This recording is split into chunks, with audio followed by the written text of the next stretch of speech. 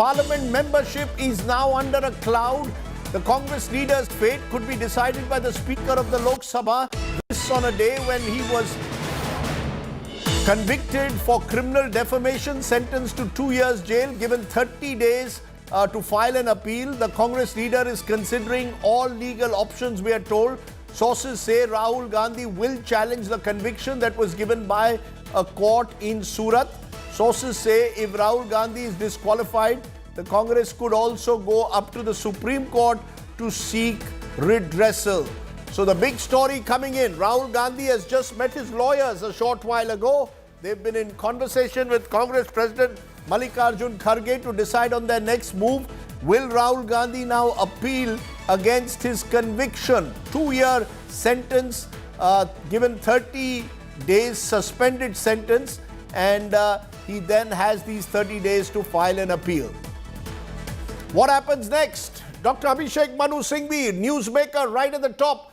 Rahul Gandhi's lawyer, Congress MP, Legal Eagle joins me. Dr. Singhvi, tell us what your client has decided. Are you filing an appeal right away? Because there is the real danger that Rahul Gandhi could be disqualified by the Lok Sabha Speaker under the rules.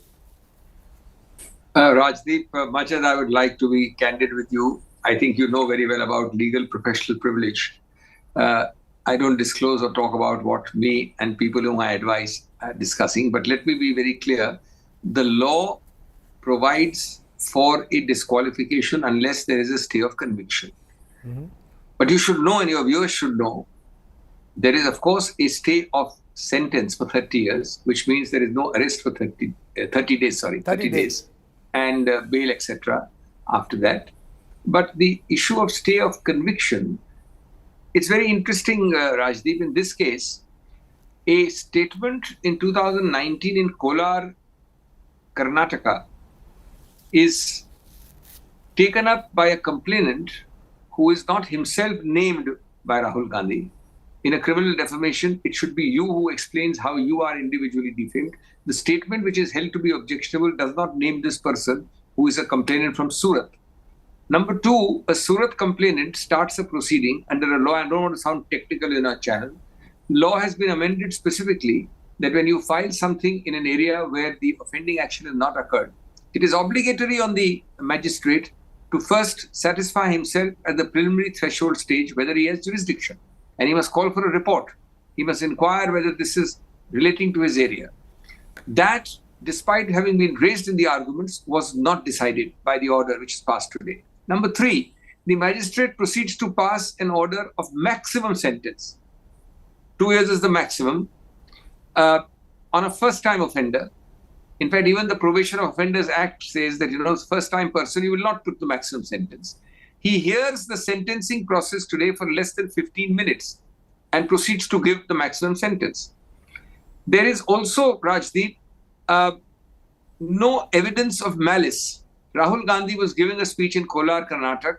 His whole speech, you can see, this offending part is half of one sentence. He is speaking about unemployment, price rise, social issues, disruption, divisiveness. In that process, he talked about scams. In the process of scams, he made this objectionable statement. But it can never be said that this is malicious with intent to defame. And the person who has filed is not the named person. He has filed on the basis of a generic allegation that all people of his caste are defamed. Now, these are all substantive, weighty issues. And I believe that a stay of conviction on the established precedents will be given, should be given, must be given, because established precedents, and this only the Sessions Court will decide. Obviously, I am not prejudging or preempting that decision.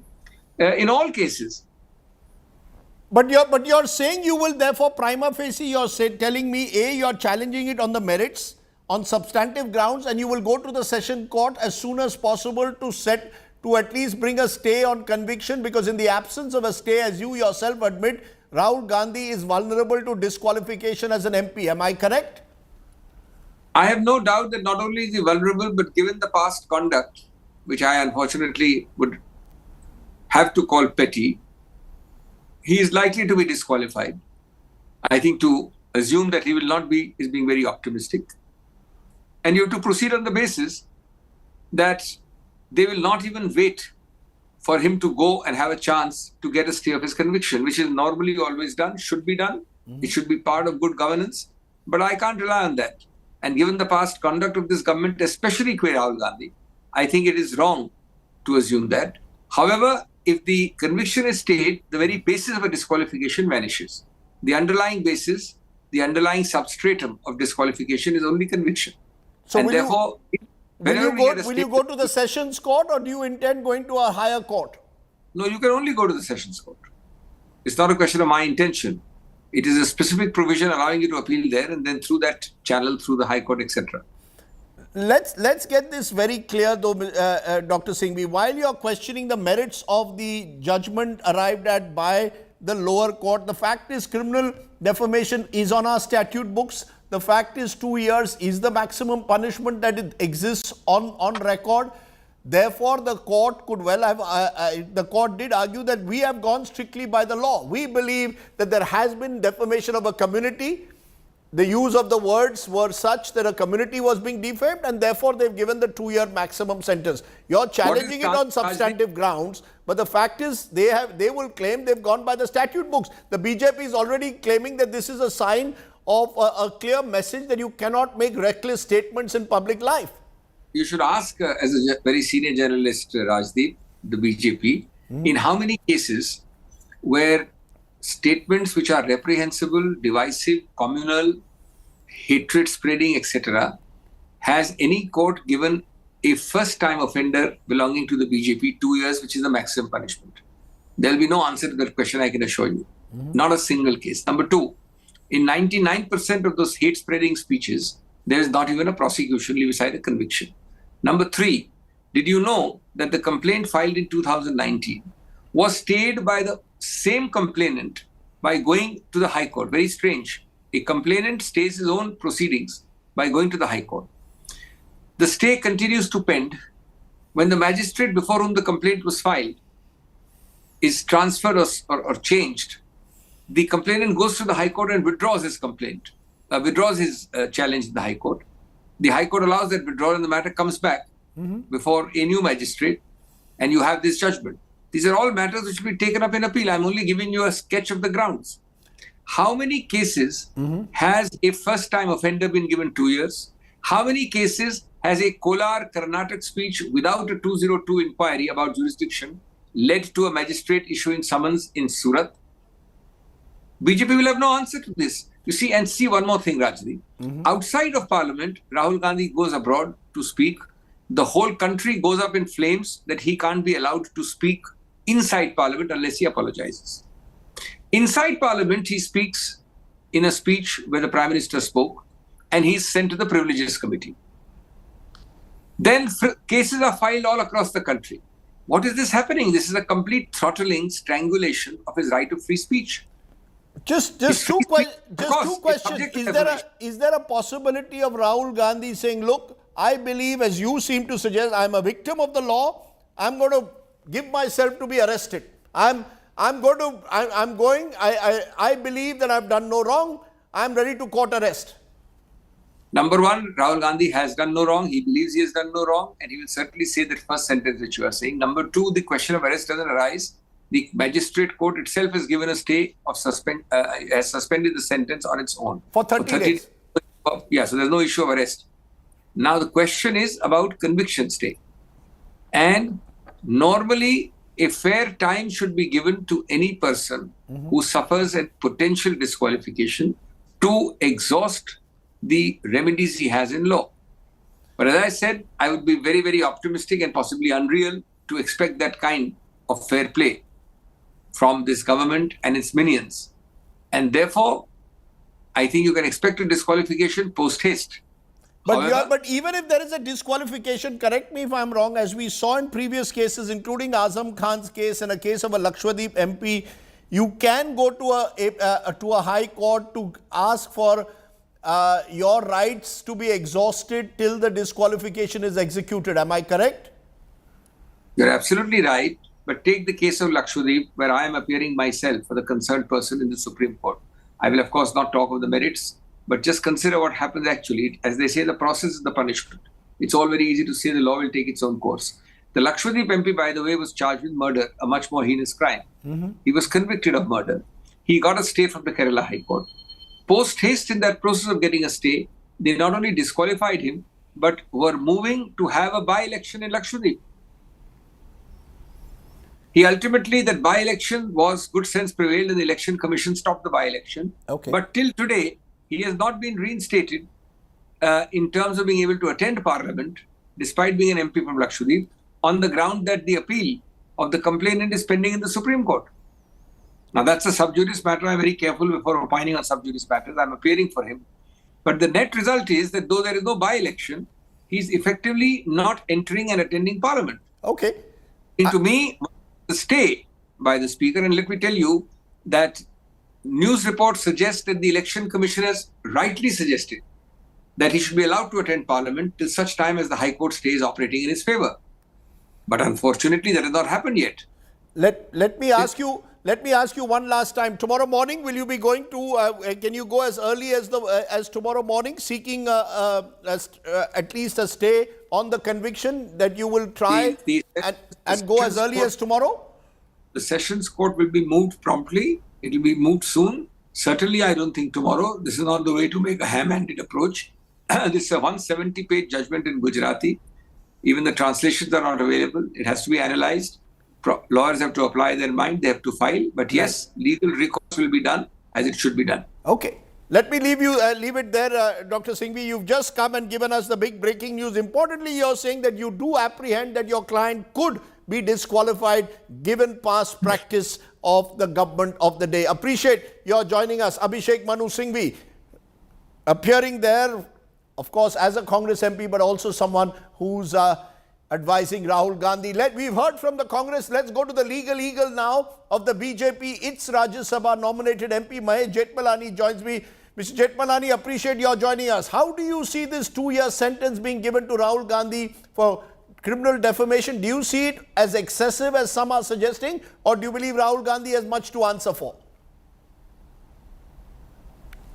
Well, I haven't read the judgment yet. I haven't read the judgment of the trial court convicting Rahul Gandhi. But he has got the maximum sentence under law for that offence. 2 years is the maximum, so he's got that. Whether that was warranted or not, one can only say, or whether one has a view on that, one can't opine without seeing the judgment.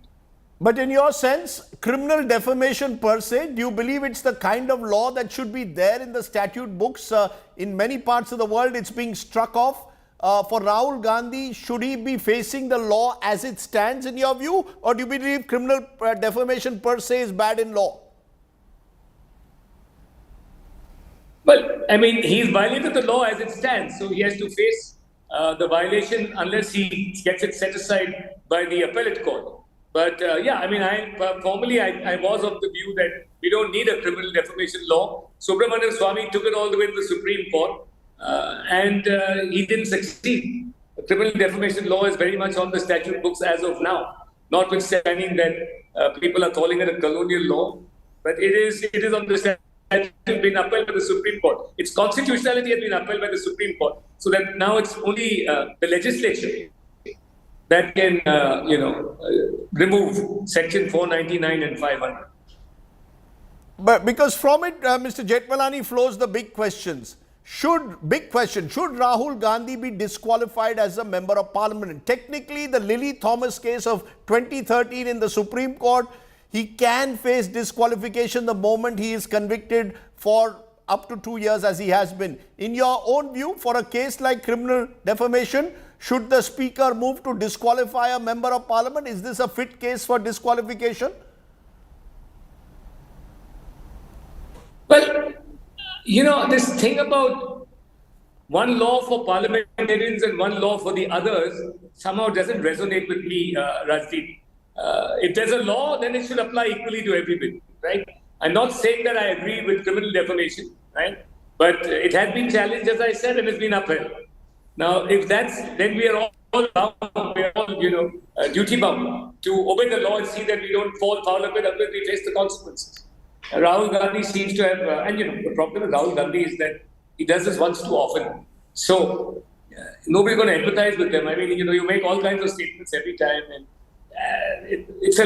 I'm not so worried about the law, but I mean, sometimes you feel that the abuse, the level of discourse in politics has gone so bad that, perhaps somebody who's a repeat offender and he's got more than one case pending against him, maybe it's a good way to bring people in the political domain down to earth and stop venting their anger by abusive foul language. And I'm not saying that this is only peculiar to Rahul Gandhi. Please don't get me wrong. It's across the board. But Rahul seems to fall foul of this law very frequently. He's a very angry young man who says extremely abusive things. But But Mr. Jethmalani, taking off from what you're saying, that he's not the only one who's accused of making reckless statements in the past in the political domain. There are others in your own party who made reckless statements, defamatory statements, but we've never heard of them getting convicted for 2 years in a criminal defamation case. So there would be those who'll argue the law doesn't seem to operate equally for all.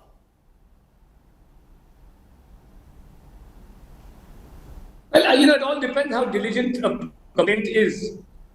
Somebody called me a thief. I would pursue it with a passion to see that the man either apologizes or goes to jail. Rahul Gandhi didn't apologize, so he had to face the heat. He seemed to be above apologies, unless the Supreme Court in the Rafael case extracted it from him.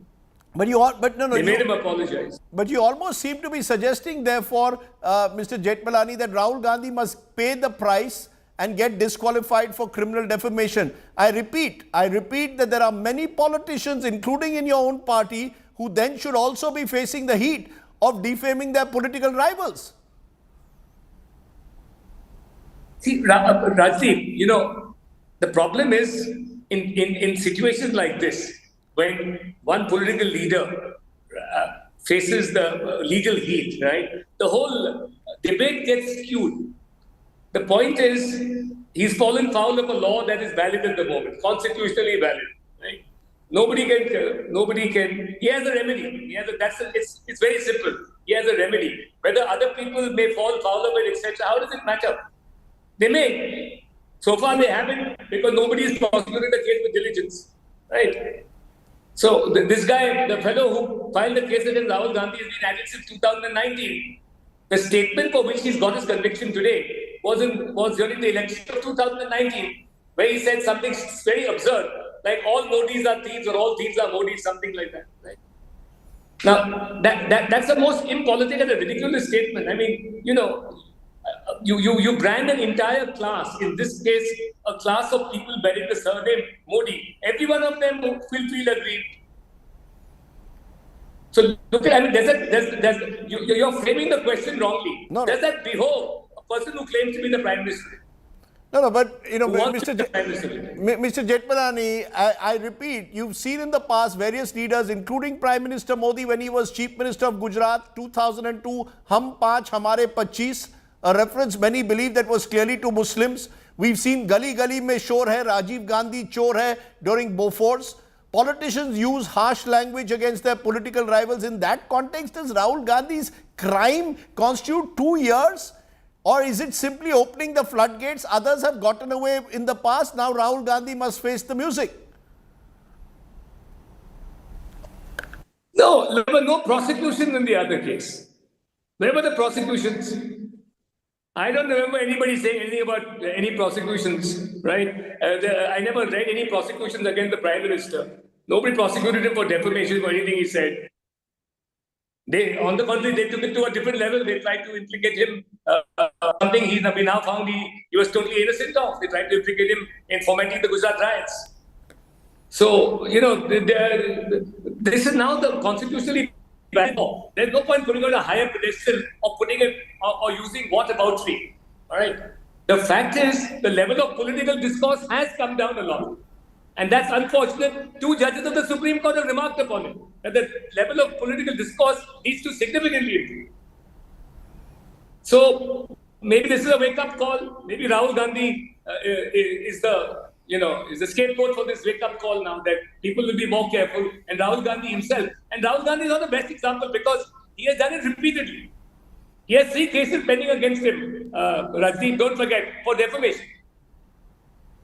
Okay. So maybe he's the best example for this improvement in political discourse.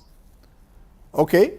Mahesh Jetmalani, appreciate your joining us. You've given us your perspective. We've heard two legal eagles in the political frame giving two very different perspectives. Abhishek Manu Singhvi saying excessive, first-time offence, substantively wrong. Mahesh Jetmalani in a way suggesting that Rahul Gandhi must pay the price. This is the statute, and as per the statute, 2 years is the maximum punishment, and an example in a way is being made out. Let's widen this. This is becoming bigger by the moment because there is the real threat that the Congress leader could be disqualified. Is Rahul Gandhi martyr or is he criminal? Is this a misuse of defamation law? Is Rahul Gandhi paying the price for making a reckless speech or a reckless observation? Is Rahul Gandhi's disqualification now a real possibility? Joining me now is Nalin Kohli, lawyer and BJP spokesperson, senior lawyer and spokesperson, Gaurav Gogoi, Congress MP, Sanjay Jha, formerly of the Congress, suspended but very close in a way to the party, and Rahul Srivastava, National Affairs Editor, to give us a political perspective. Let's get each of you to respond. First to you, Nalin Kohli. You've just heard Mahesh Jetmalani and Abhishek Manu Singhvi. In your view, do you believe that this seems, as Dr. Singhvi argues, an excessive judicial order designed in a way to target Rahul Gandhi? The Congress seems to suggest Rahul Gandhi is being targeted by the government of the day. Your response? Who's Rahul Gandhi? He's just another citizen of this country. He's not above the law. He's not over Article 14. If you behave irresponsibly, you have to pay the price. That applies to you, me, anyone on this panel. Is Rahul Gandhi, for being just because he's Rahul Gandhi, born in a particular family, that he's above the law? I mean, I think this is the Congress is trying to make virtue of a situation they don't like. And they shouldn't be there in the first place. But if you look at Rahul Gandhi, he's a repeat, if I may use the word, offender in terms of constantly shooting off his mouth and coming up with statements that certainly have no basis. What's the statement here? Sare Modi chore hai. I mean, how can you say that about it? Now change the word Modi and put any other person's surname, and would it make it less offensive? I mean, Sardesai's, Kohli's, Gogoi's, anybody else? Abhishek Manu Singhvi says, Abhishek Manu Singhvi says that the person, Abhishek Manu Singhvi says the person concerned who filed the defamation case had no locus. This is a statement made in Kolar. It's a statement saying Nirav Modi, locus? Lalit Modi, Narendra Modi, but the person who filed the complaint has no locus. Well, with due respect, I know Sushil Modi ji, he filed a complaint. In this case, there may be the person who files. First of all, there is no question of locus here. The question is, it's a general statement. Defamation per se, whether I look at it from a statute perspective or not, says that whoever utters certain sets of words and is causing hurt in some way is something that the law will become applicable to you. My question is, Mr. Gandhi, Rahul Gandhi in this case, repeatedly, consistently, year after year, has a tongue that has no control. I mean, you just pick it up. He can say anything and everything. He's probably a liability on the Congress party, but they are entitled to consider him a virtue. Okay, so look at his latest statement. Indian democracy is in danger. You're saying he's a serial offender and therefore must face the law. Gaurav Gogoi, you want to respond to what you're hearing? The BJP suggests. So he behaved irresponsibly. He faced the consequences. Rahul Gandhi must face the law like any other citizen. Today, Rajdeep, today's environment has proven what Rahul Gandhi said in his speeches both within the country and outside, that they are true, that democracy is in danger, dissent is a value in democracy which is completely under threat. Only those who dissent vis-a-vis the BJP will have to pay the price. You can be a minister in the BJP government who says Goli Maro, you will be protected. You can be a spokesperson who insults the Prophet Muhammad, you will be protected. But today, the judiciary will be intimidated, the election commission will be pressurized, the Reserve Bank will be pressurized, the law enforcement agencies will be only targeting the opposition leaders, journalists will be jailed only for asking questions. Universities will be branded as anti-nationals. Students and farmers will be branded as Khalistanis. This is exactly what Rahul Gandhi has been saying, that to those who toe the line of the BJP, those who are in the BJP ecosystem will be protected no matter what. You can be the chief minister and say that there is a woman who is a 50 crore girlfriend, and that is fine. You can be a prime minister who disrespects the Nehru Gandhi family name and says that why aren't you taking the surname of Nehru, you will be protected. But there, if you dissent, there if you have a different voice, there if you have an independent voice, you will have to pay the price. And this is a lesson that the BJP is trying to give, not to Rahul Gandhi, who doesn't care what the BJP has to say. Are you saying that a Surat court judge has been influenced by the government pressurized? It's a court order. At the end of the day, the government will turn around and say, look, it's a court order. It's not an order passed by the government. It's an order passed by a court of law. Rajdeep, I'm not going into the specifics of the Surat case because that case, our legal team will appeal it further in the Sessions Court. But I'm talking about the larger environment, and that environment cannot be separated. That environment cannot be isolated. When you have a law minister who criticizes retired judges, you have a law minister who takes on the judiciary every day. So we can say that there is an environment in which Rahul Gandhi was referring to and has been proven right. And if the BJP thinks that by doing all this, by sending the ED after him last year, by not allowing him to speak in Parliament, by erasing his speeches, by sending him to the Privileges Committee, by sending the Delhi police to him for simply a remark he made in Jammu and Srinagar about women's safety, that they will send the Delhi police to harass him for 2 days, you think that this will have an effect on Rahul Gandhi and it will make him back down? I'm sorry. For the BJP, the Rahul Gandhi will continue and repeatedly get under the skin, provoke, and will always ask the right questions. Even in Karnataka, he talked about why Nirav Modi, why Lalit Modi, why Prime Minister Modi, they are all in the same group, why they are all in the same clan. Today, Mehul Choksi will get away and he will be able to travel across the world. But tomorrow, there's a threat that Rahul Gandhi will be disqualified, and tomorrow the BJP might even send him to jail. We don't know. But just in case the BJP is thinking that this will only weaken Rahul Gandhi and weaken the Congress party, I'm sorry, they are wrong. Rahul Gandhi will continue to advocate for what is right, and so will the Congress I will stop you for a moment before I expand this. You've been raising your hand, Nalin Kohli. You want to respond? There's a sense that the BJP government is out to get Rahul Gandhi. Whatever Rahul Gandhi does, the BJP is out to get. You blocked an entire session calling for an apology from Rahul Gandhi for remarks made in the United Kingdom, sent to the Privileges Committee. Delhi police knocks on his door. There's a sense that Rahul Gandhi is being ghered out, intimidated, is what the Congress claims. So let me just take Mr. Gogoi, Gaurav's argument, and look at the converse of that argument, and let's ask ourselves. So he builds all of this as a virtue. So now, Mr. Rahul Gandhi says, Nirav Modi, ex-Modi leads to Prime Minister Modi and has a justification. Now assume there is a Mr. Kohli. I don't want to offend anybody. Suppose Mr. Kohli was a criminal, another Mr. Kohli is a criminal. So will you now say all Kohlis are criminal? Now let's extend it further. Mr. X is a terrorist with the same common name, and we have many terrorists with the same common name, is a terrorist. So will you say all people whose name is X will be a terrorist? I mean, where is this argument going? I'm saying essentially this is a forced argument to somehow justify the acts of Rahul Gandhi. So are you now saying that a statement like this is responsible? Is this the kind of standard that Mr. Rahul Gandhi espouses for the great Congress party?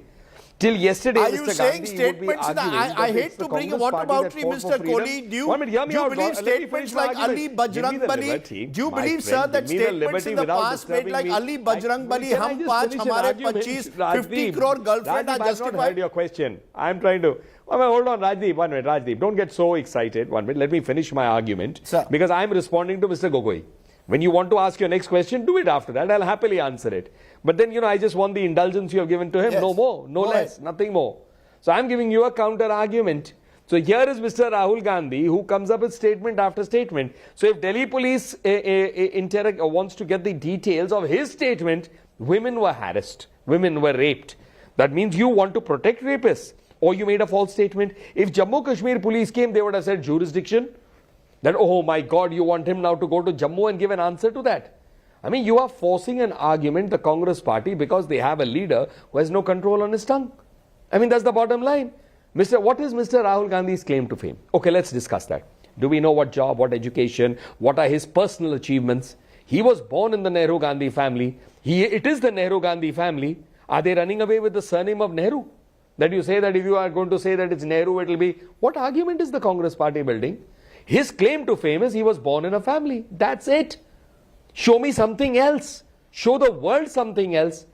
Because of that, he happens to be born in that family. The Congress is stuck with this great advantage that they have. I don't want to call it a problem, because they are keeping him as their leader forever for the last 2 decades. He's been launched, relaunched, not launched, repeatedly relaunched, whatever is their prerogative. Barring that, is there any other achievement? Can you say Mr. Rahul Gandhi is an achiever in this? Okay, You can argue for you, me, Gaurav, anybody on this panel, Sanjay Jha. Each one of us has a profession and an achievement, but we are all born in different families. Does anybody say that I am a lawyer because I was born in this family? You are an anchor because you were born in that family? Mr. Gogoi, I can still argue partly. His dad was a famous political person, but he didn't win the election because of his dad. He had to win it himself, no? Can we come back to the central issue? Can we come back to the central issue, sir? Sir, can we come back to the central issue of defamation? Sanjay Jha, you've heard these arguments. I'm sorry I lost this 1 minute. Yeah, Rahul Gandhi, according to the BJP, is a habitual offender when it comes to making statements against his political opponents. In this instance, just a minute, in this instance, the concerned individual has said an entire community bearing the surname of Modi has been defamed by his statement. Do you believe that there is a lesson here that Rahul Gandhi needs to be much more cautious before he makes statements in public? When you make a reckless statement, be ready for the consequences. Well, Rajdeep, in all honesty, if the Congress party today were to make a library of all the hate speeches, extremely disgusting remarks made against members of the Gandhi family, and several other opposition leaders, I would assume on a conservative basis, several of the BJP leaders, some of them holding cabinet position, would probably be in jail. I mean, that's a fact. I mean, number two, I mean, clearly, and I say so with complete almost delight, that Rahul Gandhi seems to have got under the skin of the BJP. Whether it's happened after his big Adani onslaught in parliament, whether his targeting of Prime Minister Modi has now caught the public imagination on the entire Adani meltdown, that I guess the Karnataka election will be the first test of whether it's working or not. But the fundamental point that we cannot ignore, and I think Gaurav made that point in a very pertinent fashion, that while the legal case is going to take its own course, and Abhishek, I think, was very explicit in giving the case to you, but I heard Rahul Gandhi's speech a couple of times this afternoon. And I can tell you, when he talks about the Modis, he's talking about Lalit Modi and Nirav Modi and Narendra Modi.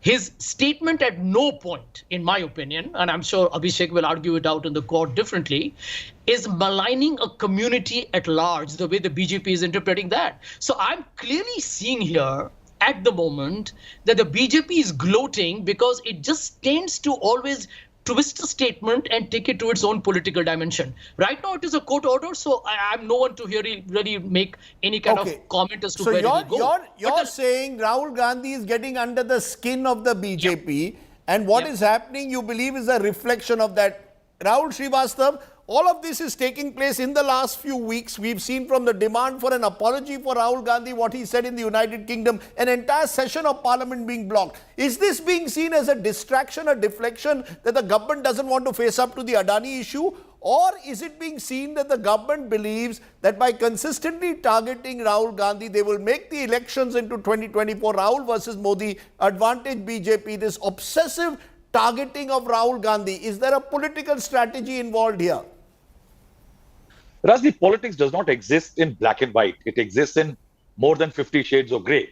And when you say that, is it distraction, deflection, it is all of that. And I think definitely through this court order, more inadvertently. But yes, I think a summit battle is being fixed. The BJP Sanjay says getting under the skin. I think the BJP is using the moment. It is pushing politics towards a narrative in which Rahul is a central figure. And I think that's where lies the opportunity for Rahul Gandhi, that if it is being pushed, if he's being pushed as a principal part of the political narrative in the country, because BJP wants a battle like that, not Mamta versus BJP and others at the national platform, I think in that it is good. Second, the BJP definitely wants it primarily because it feels it can handle Rahul Gandhi. It can say he defames people.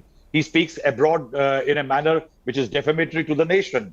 So it can build a case. That's what the BJP theory is, and the BJP is pushing. But Rajdeep, when you said something that make reckless statements, I think reckless statements is becoming a problem. You recall in September 2013, Rahul Gandhi made a statement that there is a time to stop this nonsense.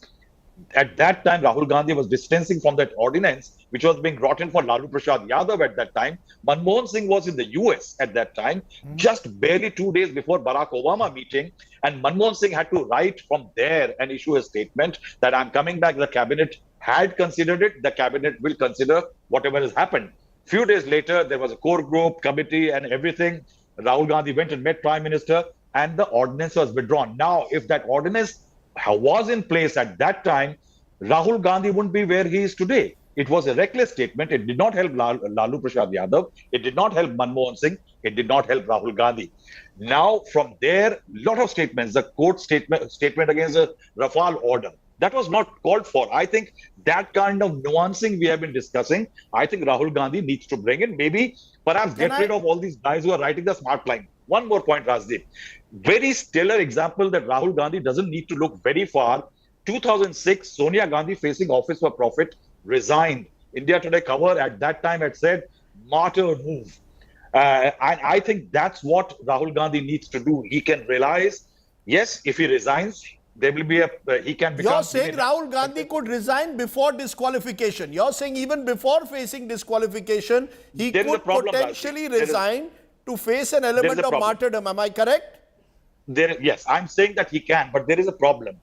He may be free from contesting elections. He can campaign. He wouldn't have to go to contest in Amethi, face a lot of embarrassment. But that's where lies the problem, Rajdeep. He can become even the fulcrum of the opposition unity, the pivot point. But there is a problem. How will he become Prime Minister then? If the Congress wants to make him the Prime Minister, then he cannot resign and not contest this decision. I take your point, but let me take what you said, an important element to you, Gaurav Goga. You recall 2013, Rahul Gandhi wanted an ordinance that was being brought in to amend the Lily John judgment of the Supreme Court that would allow a convicted person the right to continue as an MP or MLA pending the case being finally heard by the courts. Rahul Gandhi tore that up or threatened, wanted that ordinance torn up.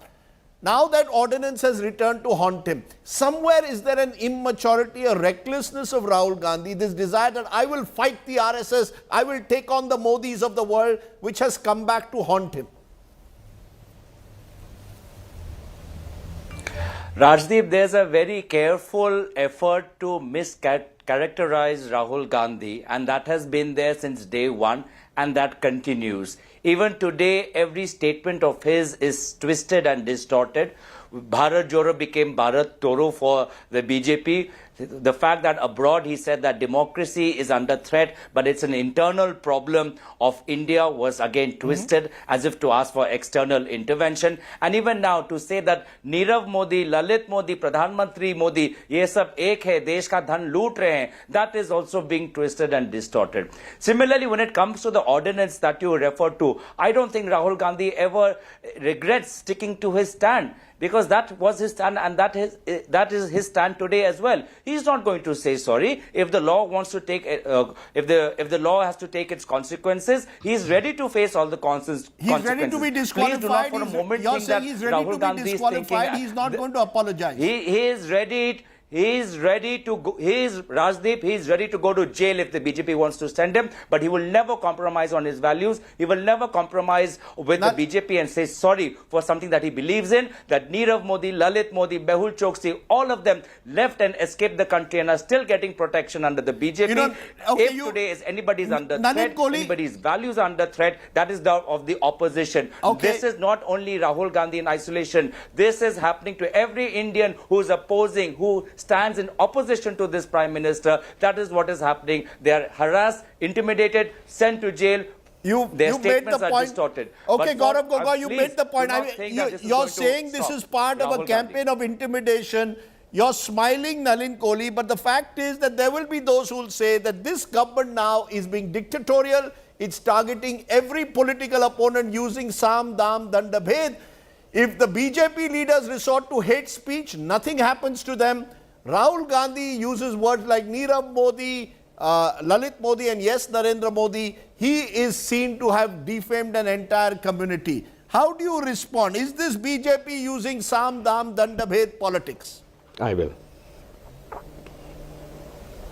Please bear with me and forgive me, and to your viewers too, for smiling.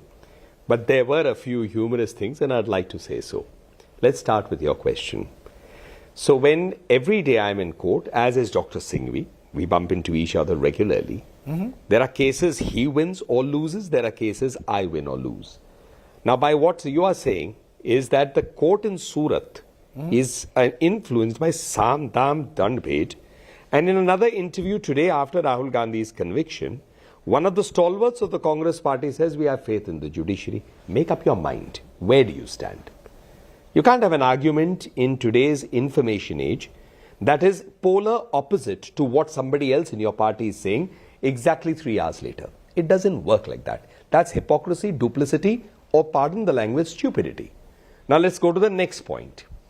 We've had Sanjay Jha saying that wait till Karnataka because Bharat Joda effect will be seen. I'm sorry, I was Prabhari. I am Prabhari of Nagaland. And where the Congress party just now in an election has got a glorious zero, as it got a glorious zero in the preceding election in 2018. In Meghalaya, they've come down from 21 to 5. And let's go to the third state, Tripura. They've done spectacularly well to go up from 0 to 3. So now tell me, these 3 elections in an important part of the country have been impacted by Bharat Jodo. So why don't you take the credit for the wonderful work done by Rahul Gandhi? Why wait for the next election? So the point is that perhaps, and this is why I was smiling, you didn't answer perhaps the fault is not with Rahul Gandhi. Question. No, perhaps. Yes, I'm coming. How is it that the worst form of hate speech gets... fault is not. How is it that government spokespersons get away with the worst form of hate speech? Rahul Gandhi. Will you please hear me? Yes. Yeah, I'll come to that too. I'll come to that too.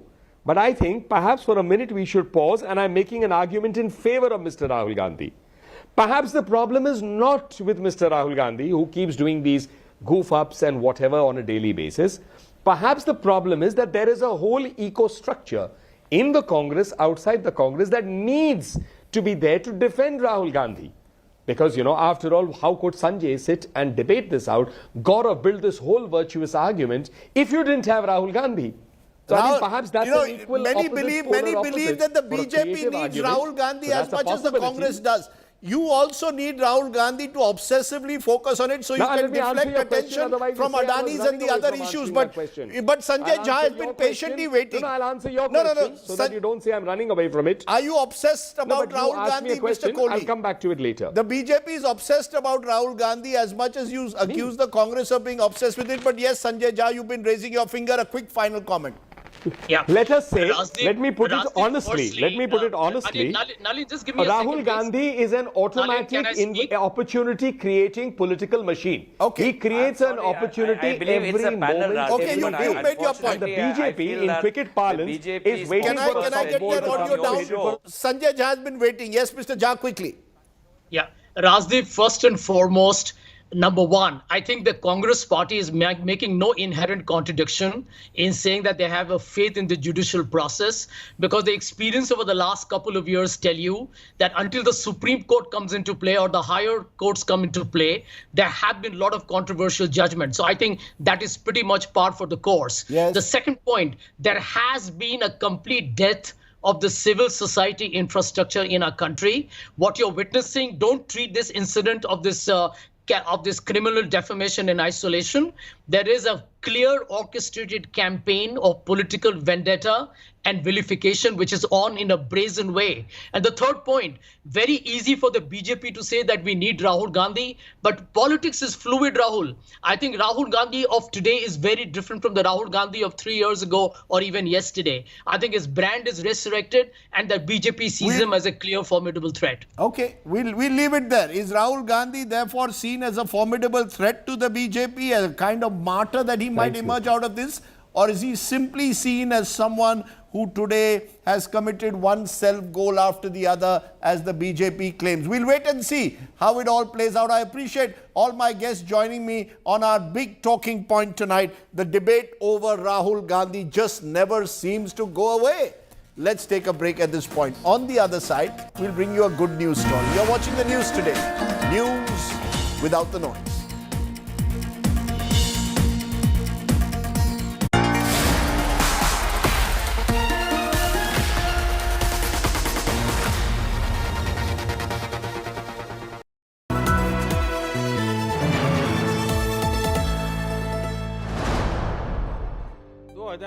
के 75 दिन हुए हैं। मैं उन 75 days की ही बात आज करना चाहता हूं। इन 75 दिनों में देश का ऐतिहासिक ग्रीन बजट आया।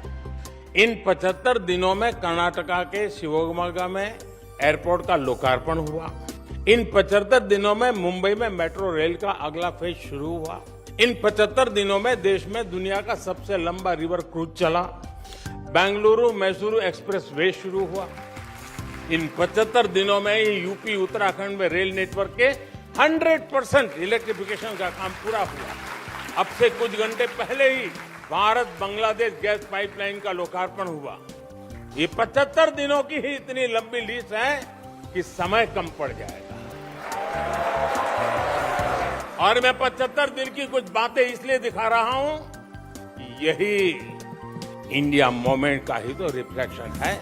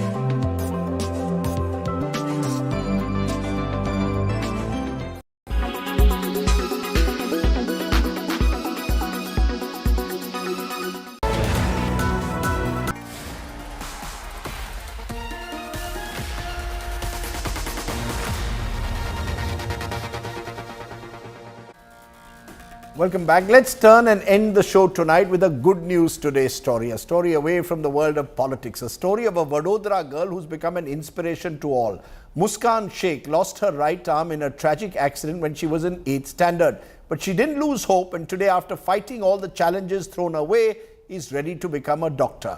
I leave you tonight with this inspirational story. You stay well, stay safe. Good night. Shubhratri. Jai Hind. Namaskar.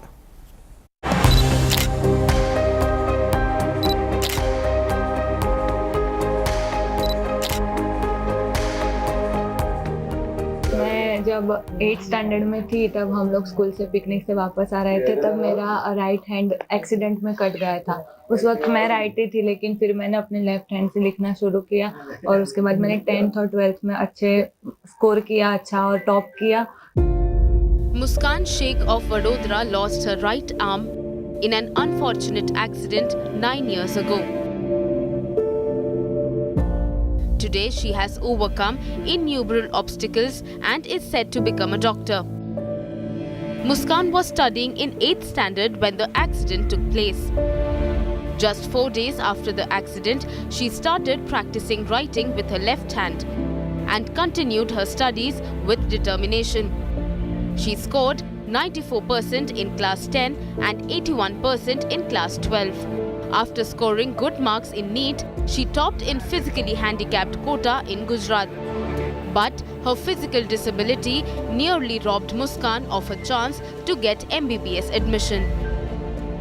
इसके लिए हम लोग हाई कोर्ट गए और हाई कोर्ट जाने के बाद हाई कोर्ट में भी हम 1.5 महीने तक हाई कोर्ट में लड़े, फिर भी हमको हमारी तरफ चुकादा मिला नहीं। और उसके बाद हमारे एक ही विकल्प था और हम लोग सुप्रीम गए। सुप्रीम में गए तो 15 दिन के अंदर सुप्रीम में से मुस्कान की तरफ में उनको चुकादा दिया और मुस्कान को MBBS बनने का जो सपना था वो पूरा होता हुआ दिखता था।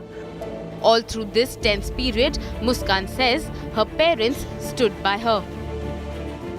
मेरी फैमिली ने मुझे बहुत सपोर्ट किया है, मेरे मम्मी पापा ने, मेरे भाई ने, सब लोगों ने मुझे बहुत सपोर्ट किया है। हर चीज में मुझे कभी डिमोटिवेट नहीं होने दिया है। Muskan, an MBBS student at the SSG hospital, will soon realize her dream of becoming a doctor. She wants to specialize in dermatology or radiology. Bureau Report, India Today.